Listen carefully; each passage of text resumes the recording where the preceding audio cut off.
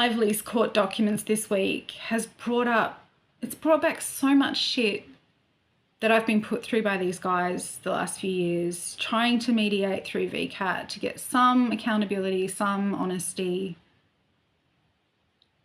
And it's just really brought home how unsettled it all still is. Because, look, after walking away from the settlement, the financial settlement offer and the NDA, still under the threat of being sued, mind you, a few months ago, this was only a few months ago, I just needed to exhale. I needed to find a little breathing room again, and I just needed to find some space for some stillness from this endless trying and hoping and failing to make a difference.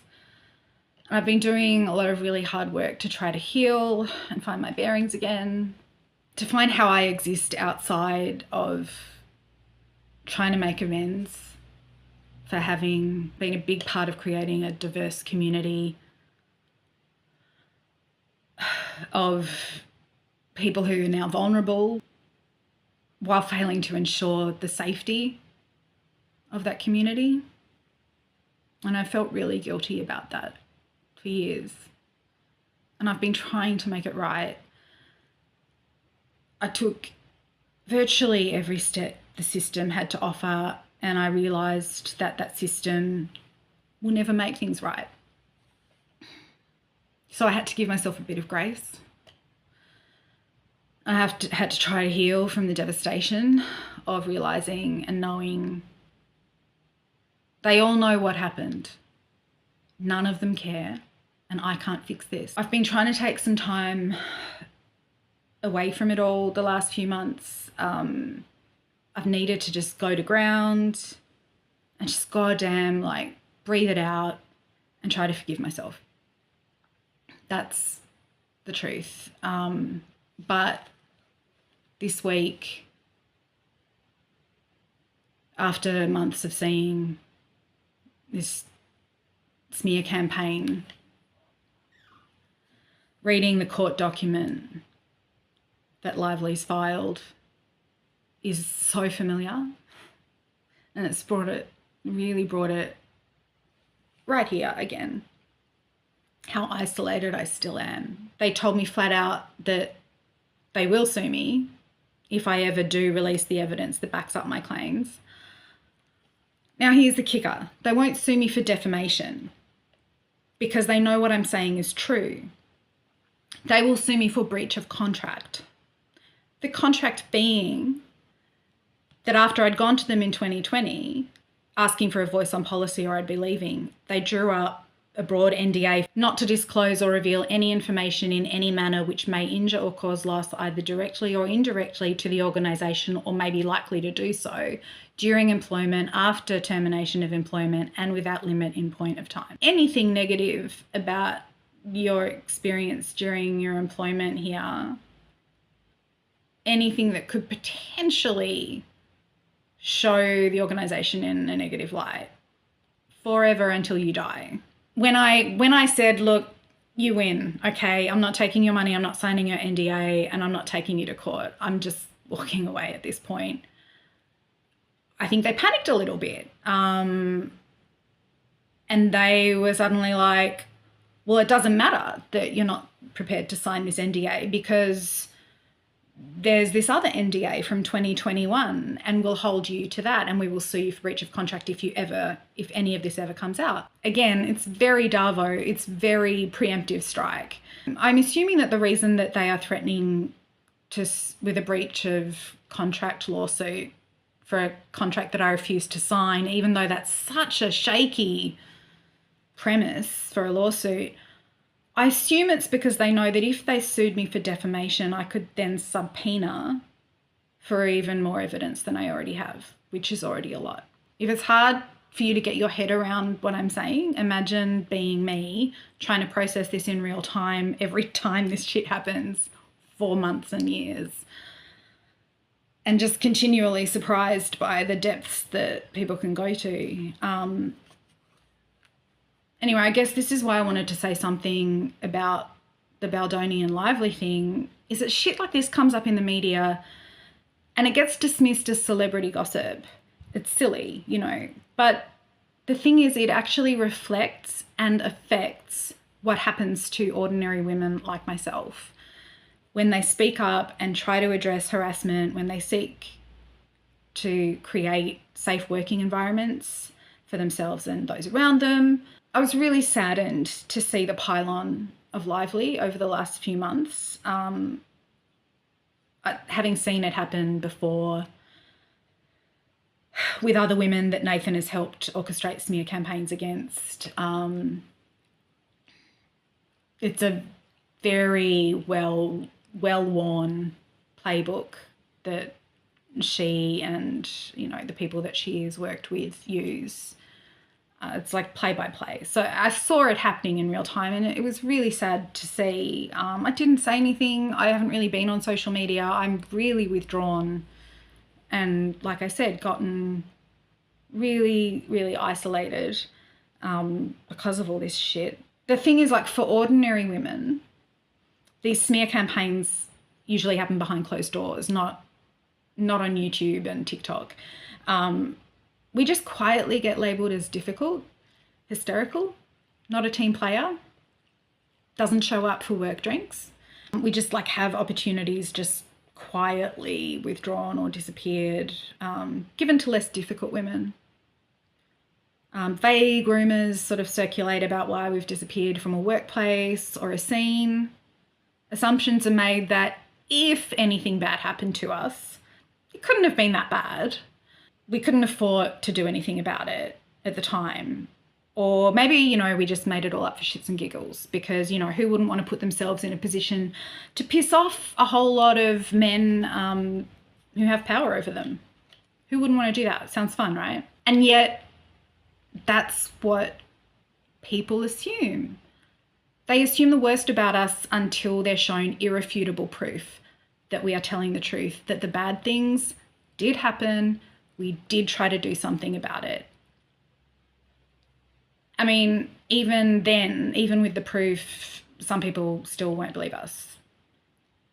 But I think worse than that, most people won't just not believe us, they will believe the worst about us until they have hard proof that we're telling the truth.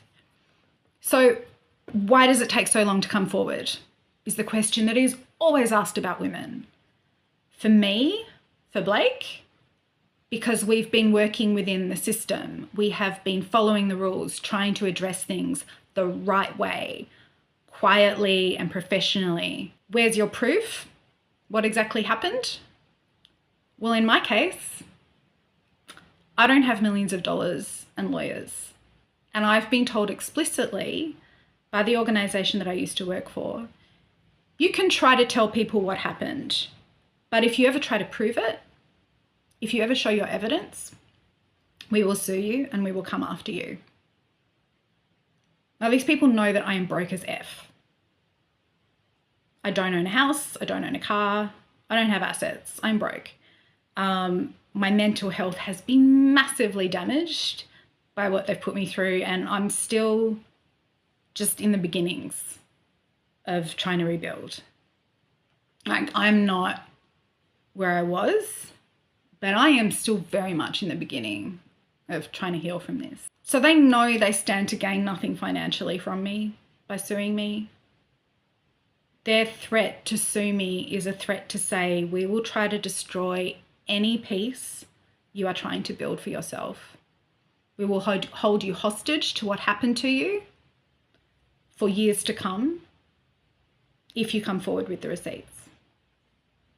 That is what their threat to sue me is saying, because they know that they're not going to get money from me. It's a threat to try to destroy me. So when people on social media see a woman come forward with a story and then pile on saying, yeah, but where's the evidence? Every time I see that, I feel like I'm getting slapped in the face. And I haven't even talked about what actually happened to me while I was working there. The actual harassment and sexism and minimising shit that I put up with for years and tried continually to fight against and tried to address. Because what I want to talk about right now is about what retaliation looks and feels like. and what the reality of doing things the right way looks like. How thankless it is, and just how difficult it is to achieve the changes that need to happen, even for one of the most powerful and famous women in the world.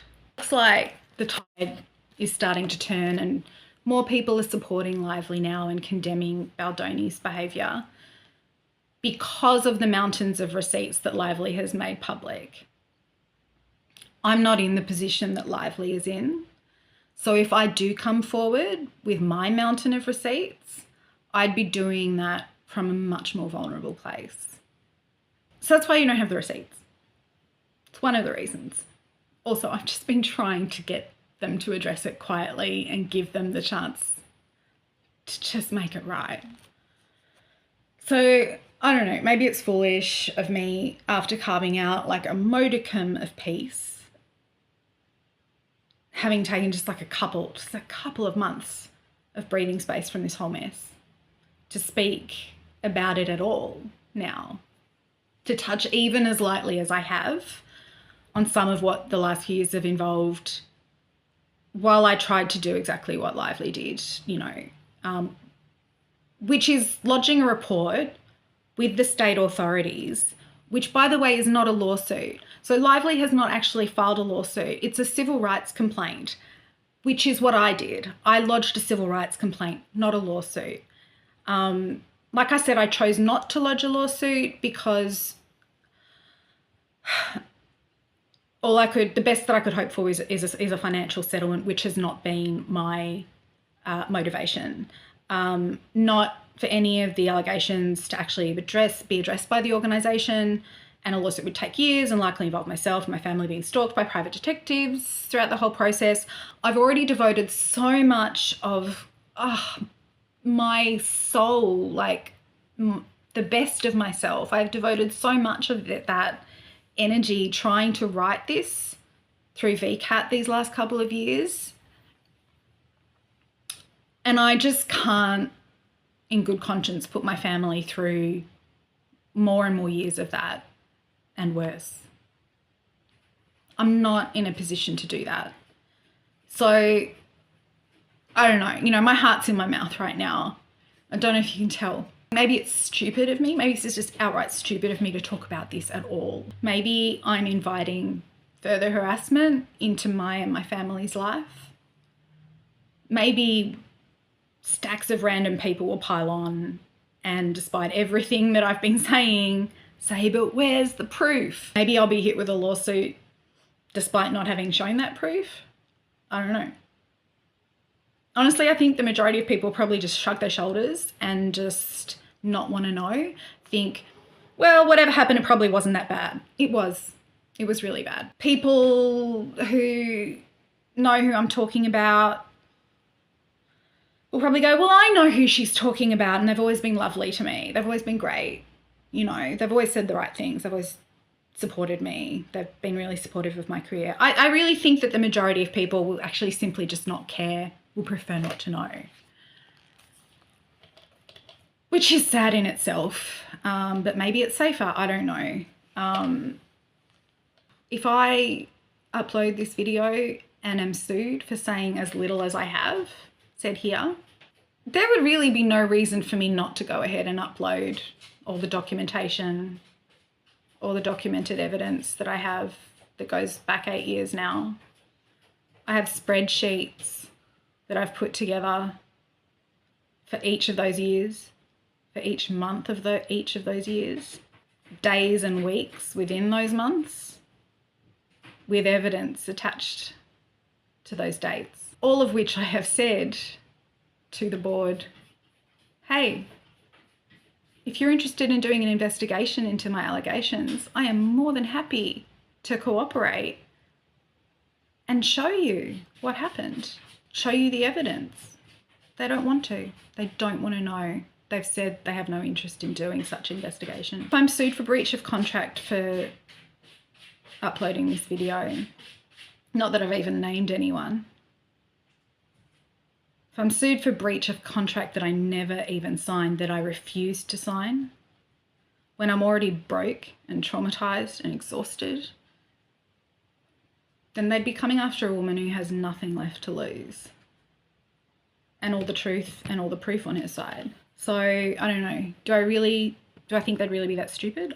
Maybe they would. Maybe I'm being naive again because every time I think that they won't sink lower, they do. I would hope that logic and their sense of self-preservation might protect me.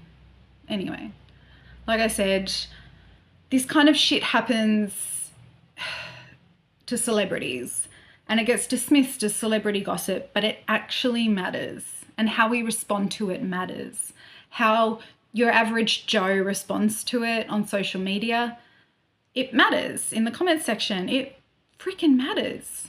How you talk about it with your friends over the water cooler at work, it matters because it reflects the real world. I mean, and even celebrities are real people who can have real harm done to them.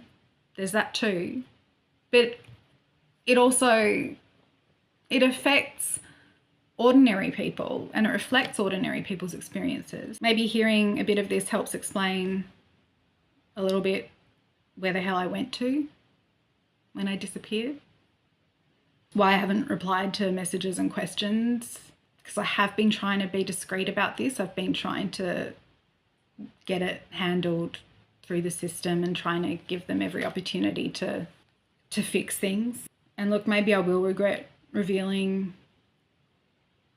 like even the tip of the iceberg that I have here. But I've been so messed up, so affected by watching this lively Baldoni shit play out.